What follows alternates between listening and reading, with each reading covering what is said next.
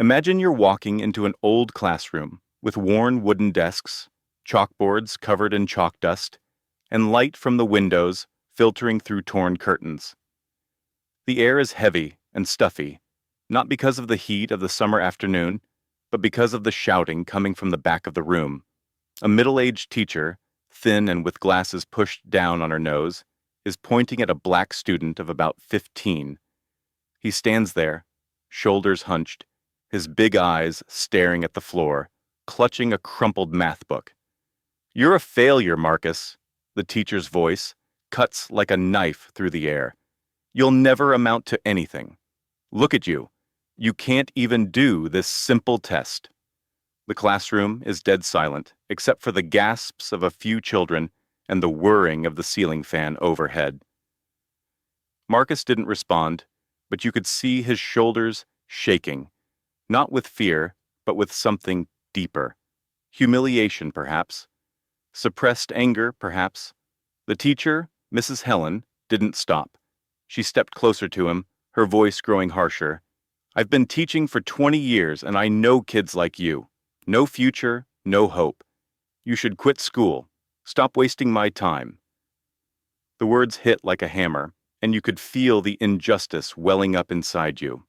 Marcus was just a boy, an ordinary student with unformed dreams, and she had crushed them like that. The other kids started whispering, a few snickering, but no one dared to speak up for Marcus. He stood there, silently enduring, his face expressionless, but his eyes shining with a strange light. Not despair, but a determination that no one else in the room recognized. Helen turned back to the teacher's desk and threw Marcus's test paper down with a sneer. "Sit down and don't disturb the class," she said, as if she had just pronounced a final judgment. Marcus slowly sat down, the book still clutched in his hand, and you could see him mumble something to himself. No one could hear him, but if you were closer, you would have realized he was saying, "I'll prove you wrong." The situation didn't stop there. Over the next few weeks, Helen seemed to target Marcus. Every time he raised his hand to speak, she would cut him off with a sarcastic remark. "Oh, what does the expert in failure have to say?" Every time he handed in an assignment, she would tear it up in front of the whole class, telling him he didn't deserve a grade. Once, when Marcus accidentally dropped his pen on the floor, she shouted, "You can't even hold a pen. How dare you dream of studying?" The whole class burst out laughing, and you could see Marcus's eyes darken, but he didn't argue back, didn't cry, just quietly picked up the pen and continued writing. Do you feel angry? I bet you do, because anyone who witnessed this scene would feel their blood boil at the sheer injustice.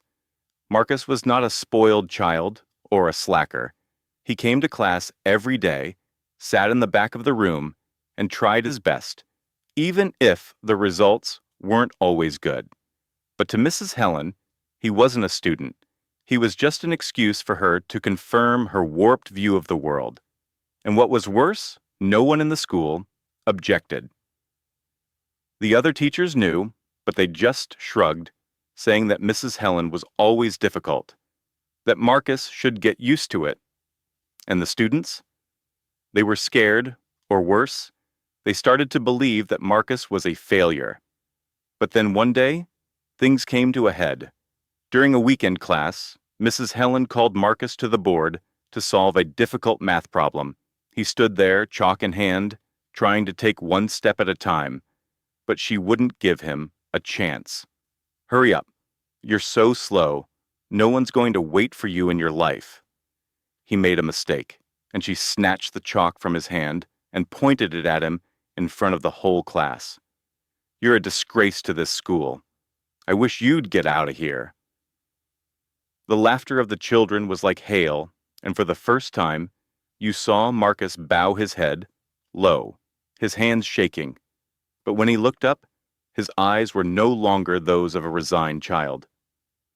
They were the eyes of someone who had just made a decision that would change everything. He returned to his seat, and for the rest of the class, he didn't say a word. But if you looked closely, you would see him open his little notebook and write something, his handwriting firm and decisive. No one knows what he wrote, but I can tell you this. That was the day Marcus decided that he would not let Helen's words define him. He didn't protest loudly, he didn't scream for justice. He just quietly left the classroom when the bell rang, walking out the door with a determination that no one in that room could have imagined. And as he walked away, you couldn't help but wonder, what would this boy do to overcome it all? Would he be able to turn his pain into strength? The answer lies in the years ahead, and believe me, it will surprise you.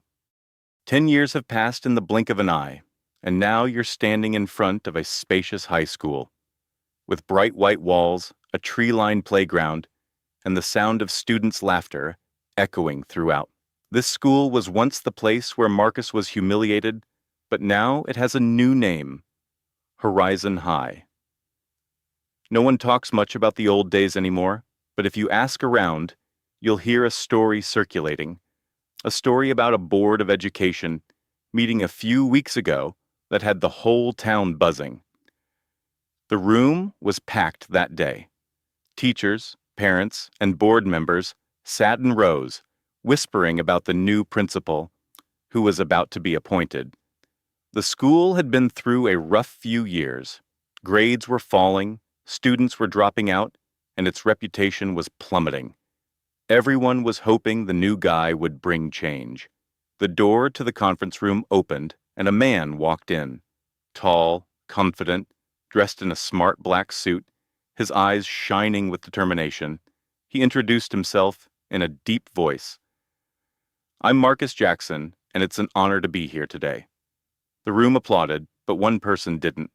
Helena, now retired but still attending as a guest. She sat in the back row, her face ashen, as if she'd seen a ghost. Yes, Marcus Jackson was the black student she'd called a loser 10 years ago.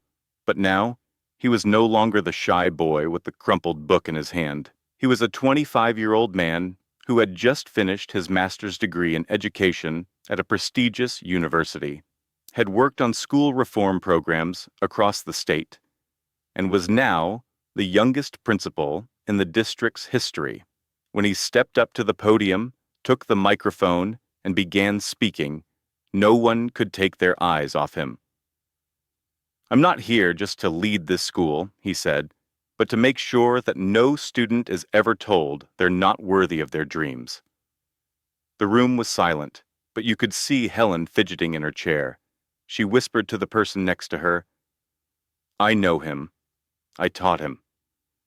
The other person nodded, but no one expected the story behind it. Marcus didn't mention her in his speech, but as he told the story of his own journey, from a neglected boy to head of a school, his eyes flickered to Helen, and she knew that he hadn't forgotten. After the meeting, as everyone gathered around to congratulate him, Helen quietly stood up, intending to leave unnoticed. But Marcus saw. He stepped forward, blocking her path with a polite but meaningful smile. "Helen," he said, "thank you for coming. I hope you're proud of what your students have accomplished."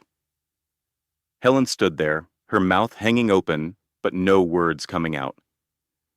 You could see the panic in her eyes, not from fear, but from the sudden realization of how terribly wrong she had been. "Marcus, she stammered, but he raised his hand to stop her. "You don't have to say anything. I just want you to know that your words from 10 years ago didn't destroy me.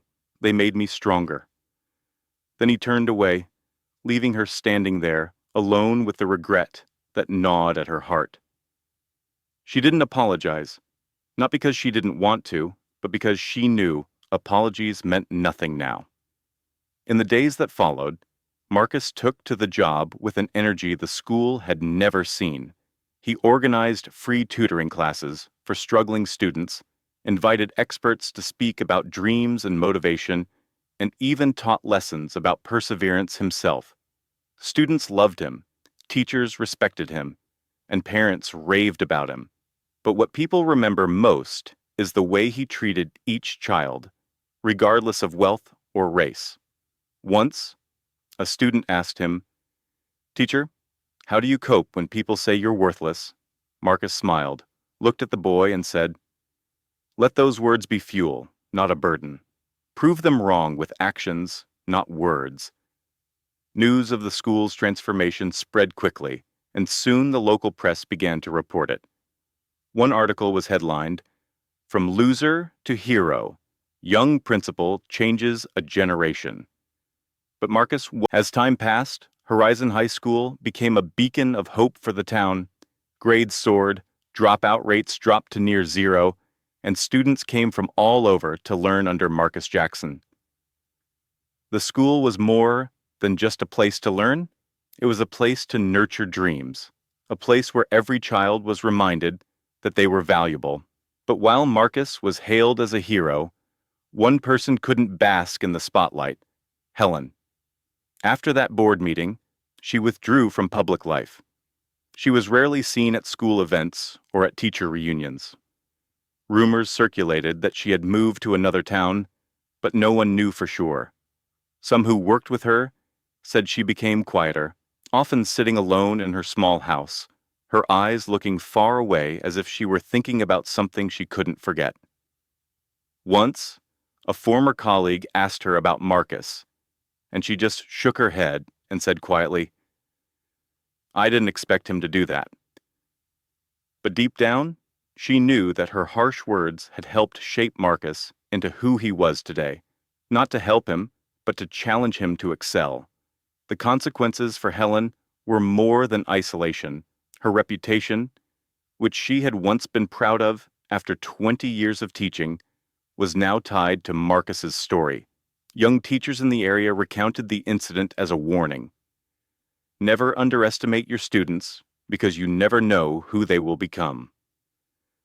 She faced no legal punishment, no job loss. She had retired, but she lost something more precious: respect. And for someone who had lived by her own ego, that was the harshest punishment of all. Meanwhile, Marcus continued to shine. One day, he held a special ceremony at the school to honor students who had overcome difficulties.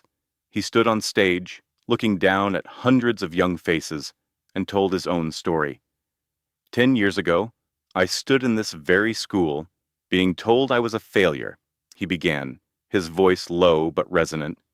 But I'm here today to tell you, no one has the right to define you except you.